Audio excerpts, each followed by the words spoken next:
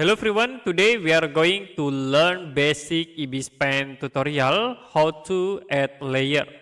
So if you want to add layer in Ibis Paint, you can click at this icon and will be show for the layer deluxe box.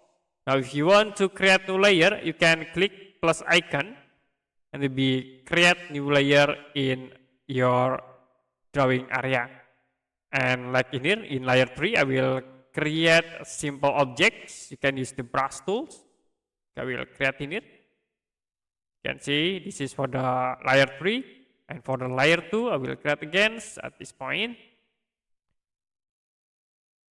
And this is for the layer 1.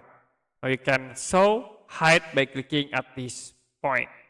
If you want to add more layer, you can click plus icons.